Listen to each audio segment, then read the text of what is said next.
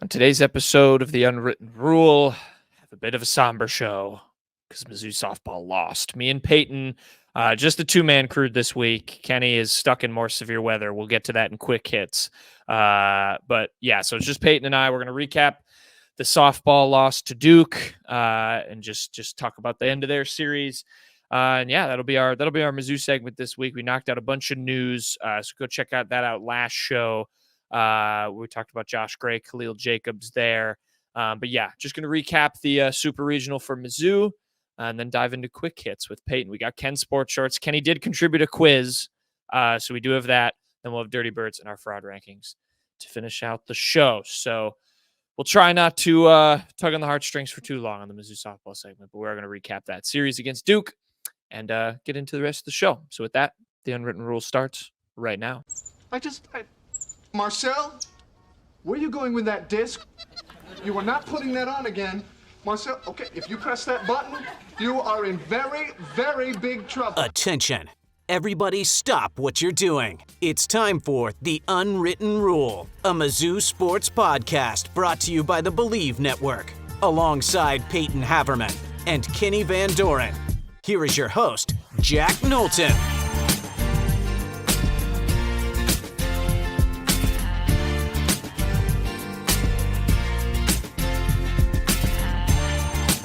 Welcome back to The Unwritten Rule. Today is Monday, May 27th, and Mizzou softball came one run short of a trip to Oklahoma City for the Women's College World Series. We are taping this show, as we usually do on Sundays. The game just ended probably about an hour ago. Unfortunate, they lost the Tigers 4-3 to Duke in the third game of the Super Regional. Obviously, they lost game one. Came back to win game two, but then lost. They gave up 4 runs. There was no runs scored until the 9th inning. This game went to extras. And then Mizzou surrendered 4 runs. Duke scored 4 unanswered. Seemed like it was going to be over from there. Of course, Mizzou, a team that is like never back down in this postseason, got 3 back in the bottom of the 9th, but it wasn't quite enough. It was Abby Hay hit a 3-run home run. Another big moment from the freshman. But Peyton, the Tiger season is over, and it is very sad. Yeah, I think the main concern everyone had coming into the postseason, and especially after the regional play, is Missouri's offense going to be able to be up for the challenge as they get deeper and deeper into the postseason? And that kind of wound up being Missouri's undoing in this one. I mean, Cassidy Curd for Duke. I mean, she pitched the first 8 innings and entering the 9th inning, I mean, they had 3 total hits off her, did Missouri. Her rise ball was really working. She was striking a lot of people out. And ultimately, Missouri couldn't figure her out until it was a bit too late. They made some good contact. They had 3 hits off of her in that 9th inning and sandwiched a home run in there off Lily Walker to boot. But overall, Missouri just could not really get to her. And that it just proved to be too little too late. And Laurin Krings, again, you hate to see that for her. She was excellent in this game. She set down 16 in a row at one point. Ultimately, she gave up 1 home run to Donna Jennings in the ninth inning in a crazy announcer jinx, mind you. Then Taylor Pinnell, your .62 ERA closer, just kind of came unglued a bit. It's that kind of is just the thing. I don't obviously blame Larissa Anderson for putting her in at all after Krings surrendered the home run. It's just kind of the thing for some closers. I mean, you have to have such a closer's mentality. For some closers, you want to just be in there in a tie game, or you want to be in there with the lead. Some closers struggle otherwise. It's a tough one for Taylor Pinnell after the great year she had, literally record-setting. She tied the NCAA record for saves, but Missouri came a bit unglued there in the 9th inning. 3 runs came in off of her, and Missouri, wouldn't you know, had a 3-run home run in the bottom of the ninth, and it didn't wind up mattering. It's a tough one. It's a great year, no doubt, but definitely a bitter way for it to end. I think we have to give Laurin Krings a spotlight for a minute, because it is the end of her career, and it's a great one. Feels like it's a Mount Rushmore type of situation for her. I mean, she was fantastic all season, was obviously great again in this. Like you said, the 8 innings pitch, she gave up the 4 hits, 3 strikeouts, 100 pitches, 73 strikes. So just unbelievable all season, all long, all her entire career. I mean, she will be missed, Peyton. She's a staple of this program, and there's obviously some younger players that I think are going to become that for this team. But sad to see her go and not have a chance at going to Oklahoma City in her last year. No doubt. I mean, she threw over, I think the broadcast said 600 pitches in this tournament. That's a pretty unbelievable number. Again, she was excellent today. Yes, she wound up taking the loss, gave up the home run. But I don't think anybody's going to come out of this one thinking Laurin Krings left anything out on the field for the Tigers, I think, or didn't leave everything out there on the field for the Tigers, rather. Yeah. I also, can we talk about the ridiculousness of just the extra innings as a whole? First of all, it ends in a 4-3 game after there are no runs scored until the ninth. So, talk about leaving it for late. You mentioned the commentators jinx. I mean, like, Deanna Jennings steps up to the plate and literally mid as they're talking about, she has 1 career home run to this point. That was right when she made contact and hit one, over the fence in right field. I mean, you had that happen. I literally out loud, I said, don't say that. And then right when, they get it out, hits the home run. She's coming around the bags and then comes close to missing home base. We had to have a review. That's the first time I've ever seen that, Peyton. You've watched more baseball/softball than I have, but that's the first time I've ever seen that, where you have a legit review, not just a, Missouri fan saying, hey, wait a minute, she touched home. You had a legit review to see if she had touched home. In very Mizzou fashion, the hope once again kind of got dangled in our faces, because then, like you said, you have a 3-run home run when it already felt too late, but it makes the score line, ultimately closer. There's a crazy set of extra innings. You had Kurd come out of the game and then come back in the game, which I don't know. Do you have any thoughts on that rule? I don't think I like that rule being in softball, because it's not in baseball. I don't know if No, it's not in baseball, obviously. Yeah, I mean, I'm sure a lot of people found out for the first time that was a rule today. It is what it is. I kind of think it's a little weird, but I'm coming at it from a lifelong baseball fan perspective. It is what it is, really. I mean, Missouri would have been well within their rights to just throw Laurin Krings back out there if they wanted, but more than anything else, it's just that it does sting, just Missouri coming to just kind of taking their hands off the wheel there in the top of the ninth with 2 outs. I mean, they had 2 outs, nobody on it, still 1-0, and it wound up totally falling apart from there. I mean, giving up 4 runs there is just a total mess. The review thing, I don't recall ever seeing a review. It's probably happened at some point, a review to make sure a runner touched home plate. I hadn't seen it in a while that I could think of. She did touch it. I mean, her big toe caught the corner just barely. That sucks, because on the first quick replay, I thought she totally whiffed on it and then went and high-fived her teammates. That's an out. No ifs, ands, or buts. If she didn't touch it on that first go-around, I mean, she would have been out. But she did. She caught it. I don't think we need to be super upset about that, but it is what it is. Yeah, I mean, great year for Missouri. Just, what the flaws were on this team by the time this rolled around.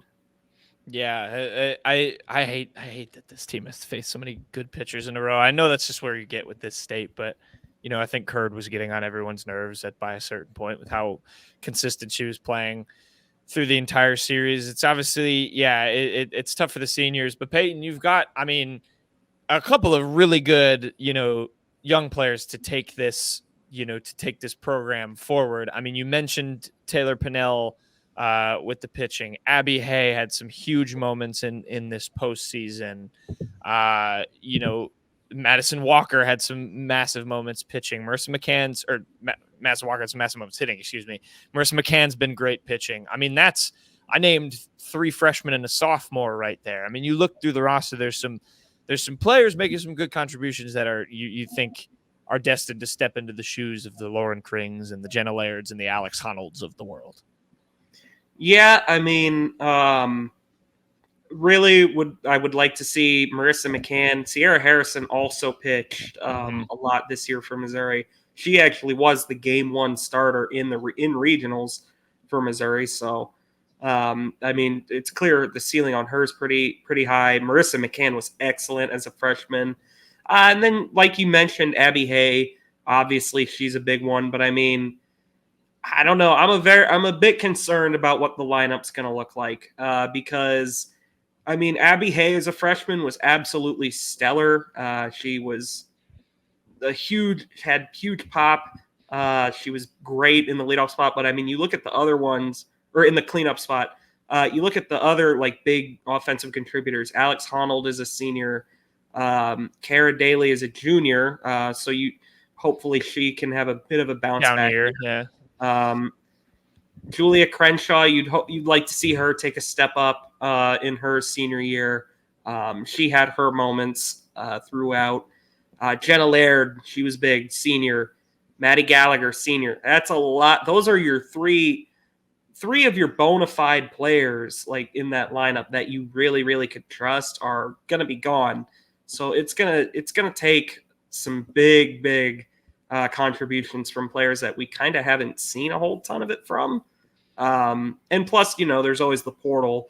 We'll see how it all works out. The lineup is certainly going to be something that you're going to need to see some improvement on.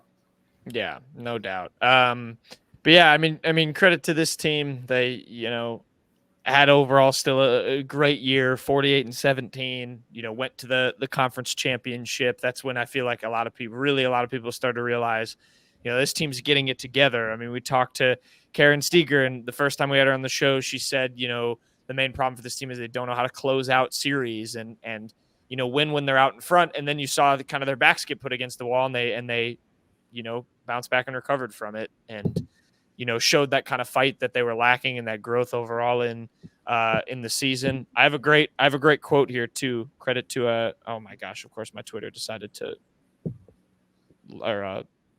refresh the page. I gotta find it again. I have a good quote from Gabe DeArmond from the locker room. Jenna Laird at the podium said, Maddie Gallagher said in the locker room, quote, "I would take this result over and over again if it meant I got to play with you guys again. We would all die for one another." So if that doesn't say that's a close connected team, I'm not sure what does, Peyton. Definitely. I mean, and then there was that great quote from Larissa Anderson about how, pointing out like the record-setting crowd this weekend for like just during the super regional round. I mean, it was something that clearly the team appreciated. Larissa Anderson, I don't have the exact quote in front of me. Gabe DeArmond also had it. It was about basically how she told the team before game 2, like, hey, look around you. You guys built this place, like, and the community is behind you completely. It was a great year. There's no doubt about it. And Missouri softball has been probably, save for last season, and even then they made regionals still. It has been probably the second most consistently successful program for years and years and years now. Of course, wrestling kind of being in a world of its own. I'm sure it'll continue into the future. It is a team that you would like to see get over the hump and get to the College World Series. This year really, really seemed like the time to do that. But there will, no doubt in my mind, be more opportunities for that. It's so not fun. I'm getting off track too for a second. That it's like Duke. Like in 2021 when it was James Madison, it's like, all right, you lost to the darling Cinderella team. That feels a little easier to get over. Duke has been active for what was it, 9 seasons, and they've made 7 super regionals and are now going to their first College World Series as a program. I mean, that just doesn't feel fair. They have no history, no tradition. It's like Manchester City in soccer. It's stupid. I get more frustrated at the fact that it's Duke. You mentioned the attendance. The good tweet from Gabe. The attendance is somewhere today. It was somewhere over 4,000. He said it was either 4,021, 4,031, or 4,071. Everyone in the press box all heard different numbers, but still, they were setting records left and right. So I think that's, that speaks a lot to what Larissa Anderson and company have built. So we'll see. It is going to be a bummer, though, to not see them in Oklahoma City. Duke, on the other hand, I'll end with this. They could bookend their season. They're playing Oklahoma. They played Oklahoma in their first game of the year and lost. So don't know how often you see that. I think if I understand it right, their season wouldn't end with a loss to Oklahoma. Oh, yeah. I have not looked at the format, and I guess, I don't know. I might not now. Now you don't even really need to. It's unfortunate. It's disappointing. Or it's, bummer. But this team, I mean, you could tell they cared for one another and played for one another. So I'm sure it's, the vibes aren't super great in that locker room right now. Or maybe they are, because they did, they were obviously a close-knit group. Or their vibes are as great as you can get after you get knocked out. But you know what I mean. But yeah, Mizzou season ends at the hand of Duke. It is unfortunate. But we'll see. I'm excited for some of these young players. I think Larissa Anderson, I mean, if there's one thing, like Peyton said, you can probably trust, is that she's going to build a pretty good squad here heading into next season. So we'll see how the Tigers fare going forward. Peyton, any final thoughts from Mizzou softball? Any last words? Yeah, the last word. Figure out the lineup, and I mean, there's a very good chance Mizzou could be right back in the same spot next year. I mean, you're losing a lot of good players, but like we mentioned, there's still a lot of good young pieces. I don't know the exact recruiting class. I won't lie, but I'm sure Larissa Anderson's been bringing in talent that's been productive every single year. So I have full faith that Missouri will be back in this position sometime soon. We'll be back here next season. Only we'll be talking about a win. But for now, let's finish the show, Peyton. Segue to quick hits.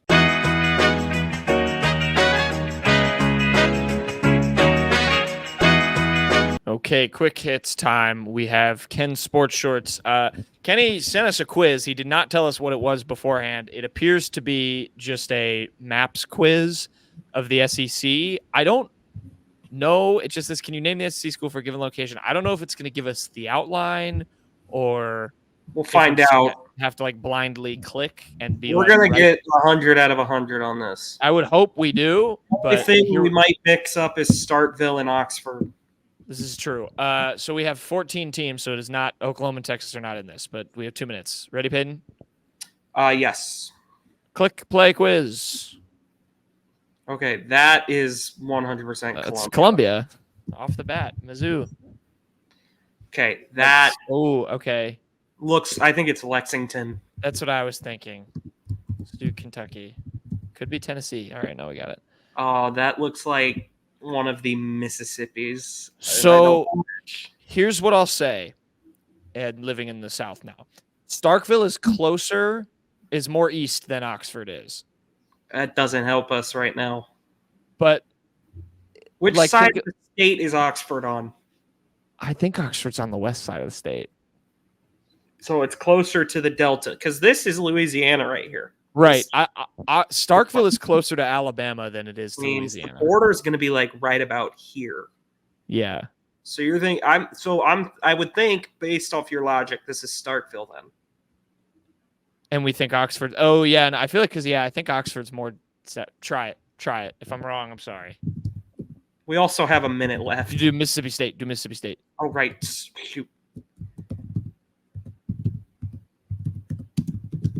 Okay, Bang. we got all right. That looks like that's got to be Athens, right? It's got to be Athens. It could be Athens. Yeah, I think it is Athens, because I don't think it's not Tuscaloosa. So do Georgia. Okay, that's Tennessee. Yeah, is it Vanderbilt or? Oh wait, no, you're right. That's Vanderbilt. because Tennessee beat Knoxville. That's That's going to Tuscaloosa. be Alabama, or it could be Auburn, but nope, it's Auburn. Oh, that's kind of funny. We don't even get to get it wrong. Tennessee. That's Tennessee.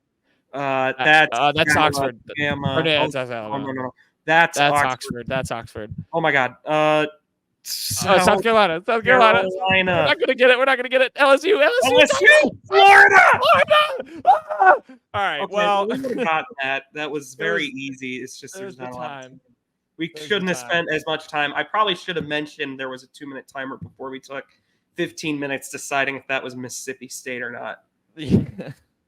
Okay, well, Ole Miss way up there. That's like practically Tennessee. Yeah. Okay. I thought Ole Miss was South. I was woefully mistaken. All right. Oh, nice. Moving on. We have, what do we have next? Dirty Bird. Do you want to read Kenny's Dirty Bird? Or do you want me to? Have you previewed it? Let's see if my browser decides to get over there, and then we'll decide who's going to read it. I have it open. The browser will go one day. I can start to read it. So neither of us have previewed Kenny's Dirty Bird because Peyton's computer is not loving him. Close the Sporkle tab. I'm trying to close the. There we go. We got it. It's up.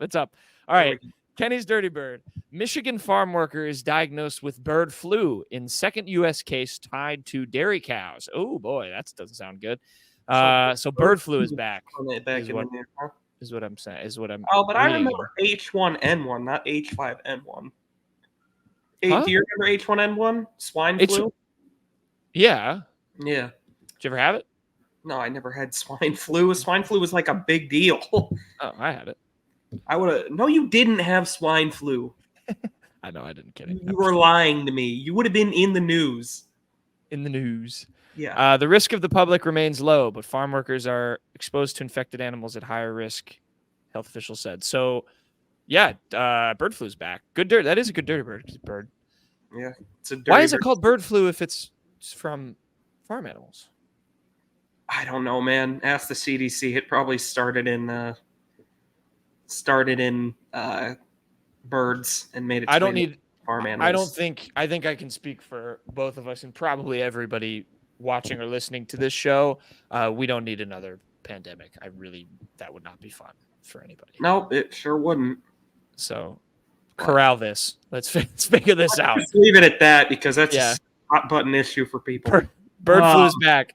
What's your dirty bird, Peyton? Moving on. My dirty bird of the week is going to be Auburn here and South Carolina here because it's just a fun little trend on Twitter as we inch closer and closer. I believe we're like 90-something days away from Mizzou kickoff now for college football.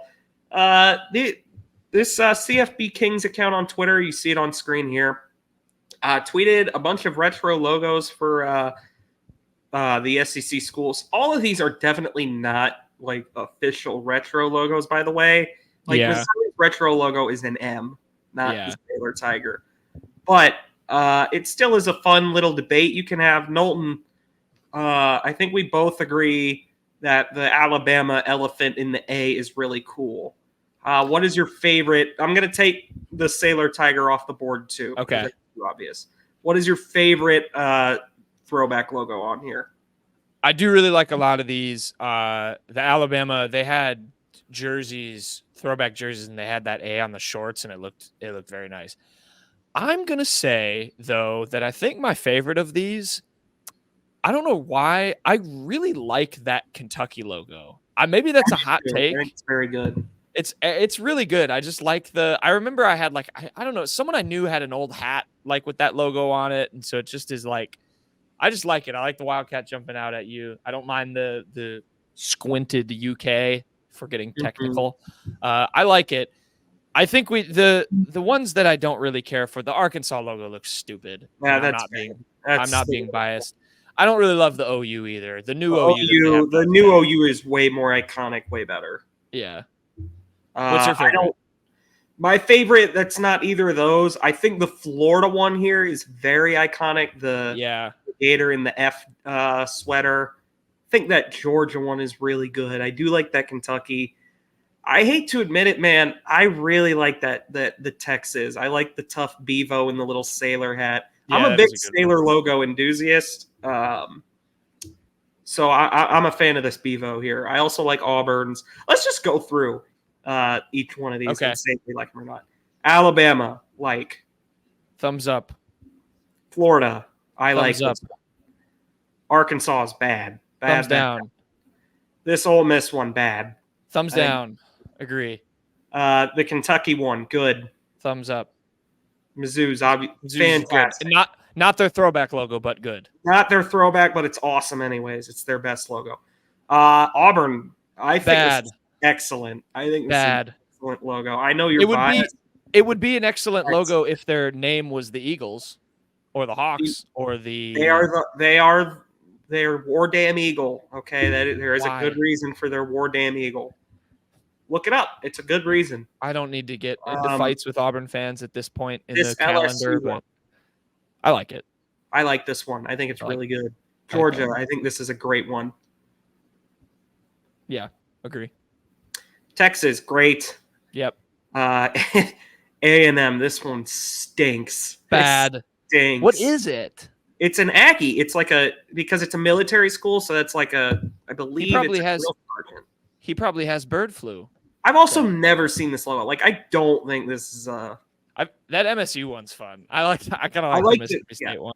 I like the Mississippi State one. I like that the head is disproportionate to the rest of it. Yeah, like a little bobblehead. This Tennessee one I think is lame. Okay, wait. I honestly, this might be dumb. I really like the Vols. I don't really care for the guy. Like, you could take that out. This Vols is very 90s. It does have a good aesthetic. I like that. The Vols part. The guy is lame. The guy's lame. I don't care. That's West Virginia. That's like the Davy Crockett, like West Virginia. Yep, I agree.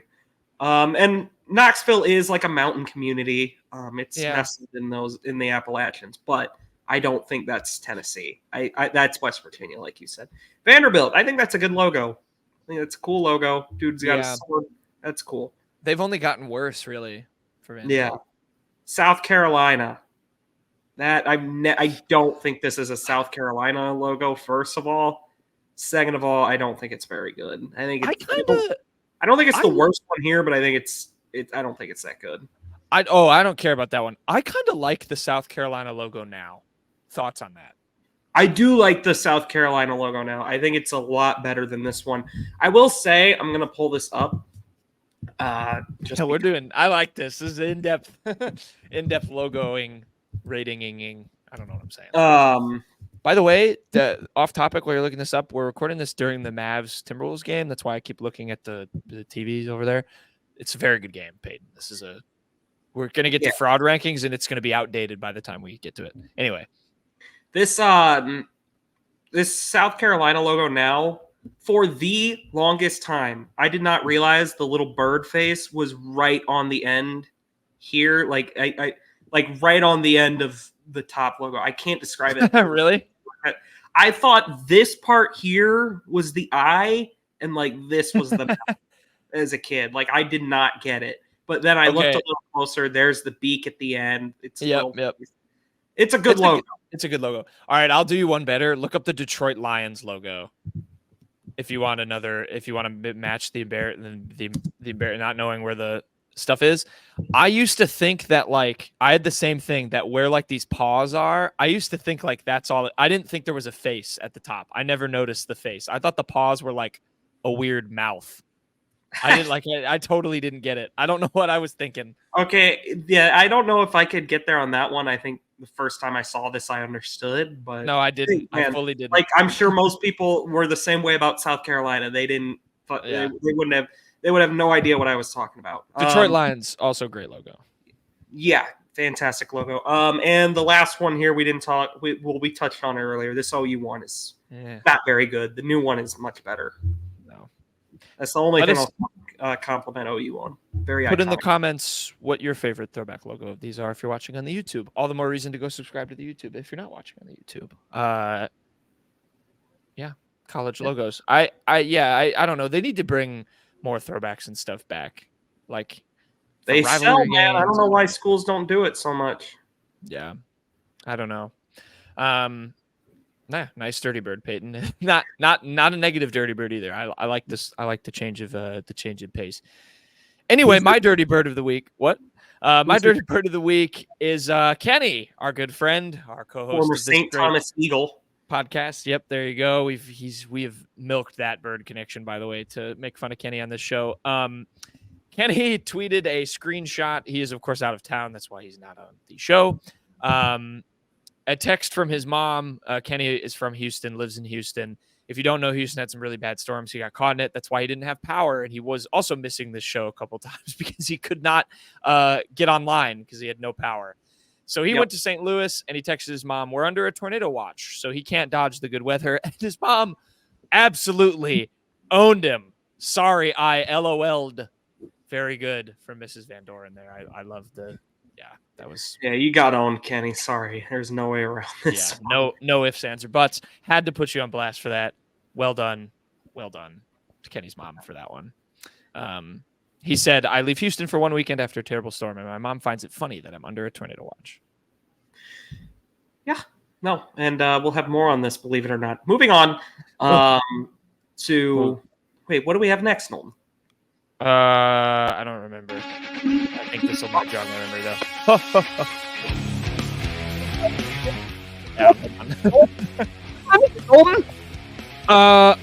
It's 4 o'clock.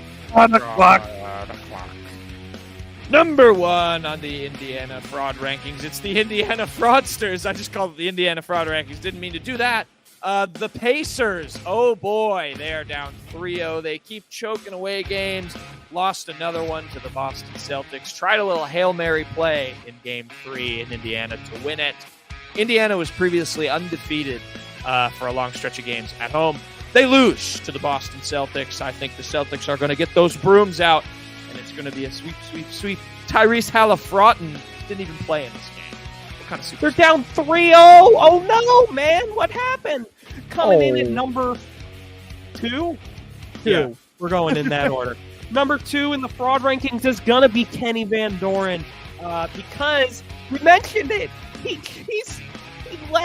He left Houston, went to St. Louis, got under a tornado watch, and his mom laughed at him for it. And you know what? I'm doubling down on putting you on the show, Kenny, because this is like the third show you've missed in like how many weeks now? I don't even know. Ooh, I'm just kidding, Kenny. Enjoy your time in St. Louis. We are happy to have you back next Thursday. Calling off that easy. No, yeah, you know what? You're right. You can't get out of bad weather. You're just stuck in rain all day. Yeah. Torrential rain. Yeah. Take that. Third. Our next dirty bird is going to be someone. Oh, cut that out. Just kidding. He's a fraud. Anthony Edwards, although this is the one Knowlton said might be irrelevant by now. This is not looking good. Edwards and the Timberwolves, they are down 2-0 currently at the time of recording. There's a very good chance by the time this comes out, they'll be down only 2-1. There's no reason I chose the Bring Ya Ass clip in particular for Anthony Edwards. He's just down 2-0 at the time of recording. Fraud Anthony Edwards. He doesn't shoot. He said he's going to take more shots. He's needed to. Number 4 on the fraud rankings. We're going back to the world of softball. And yeah, that's right. I'm going to do some coping. Because my SEC softball team lost, so now I'm going to make fun of another SEC softball team that lost. Tennessee, the number 3 seed in the softball tournament, lost to Alabama, their SEC rival. The Tide apparently were smoking victory cigars, as of course they often do in football, after they upset the Vols at home and go to the Women's College World Series.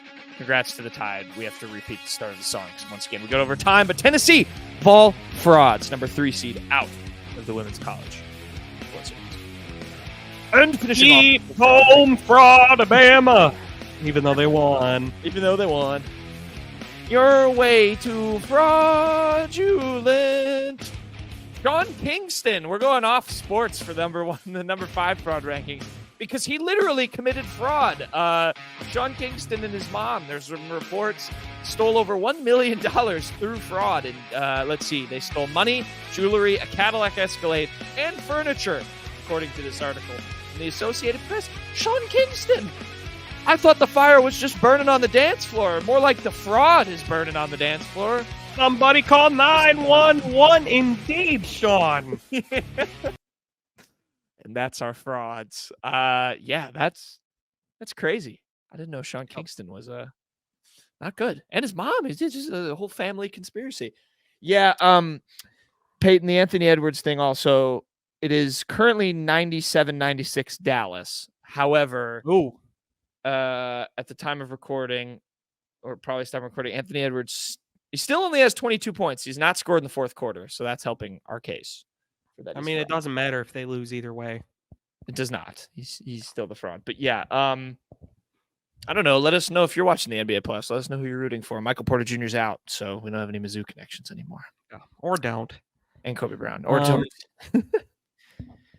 Knowlton, I got a question for you. Did you just encourage people to not comment? That's not very good YouTube. Exactly, I did. If you comment on your own volition, if you do, great. If you don't, I understand. You have to comment, or I'm removing your subscription. This is a communist show. That's not true. It's not. Moving on. But please comment. This one comes from our favorite TV series, The Today Show. Knowlton, why couldn't the bike stand up on its own?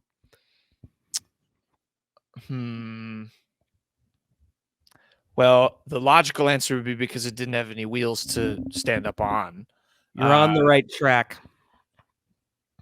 It was not with wheels specifically, but you're like wheel, like a part of a wheel, like an axle, like wheel related to wheels. Related to wheels. It was really tired. No. Oh, you're really like right on top. Oh, really? Of it. Yeah, you're right on top of it right now. Oh my God, Naz Reid, crazy dunk. It was what? Think about it. It was. You're going the wrong way. You were really close. You were closer with the wheelie tired one, and I'll let you think of why that would be closer than the other wheel pun. I don't know. I give up. Because it was too tired. Oh, too tired. Damn it. Two, like the number two. I should have got and then tired. Like you've definitely told that one before. Yeah. There you go. There you go. Good show. Unfortunate for Mizzou softball, but there's always next year with Larissa Anderson and company. We will be back on Friday, hopefully with Kenny, unless he gets stuck in more severe weather, in which case we'll make fun of him again. Thank you all, gracious watchers, listeners to the show. Really appreciate you guys. We will see you all on Friday.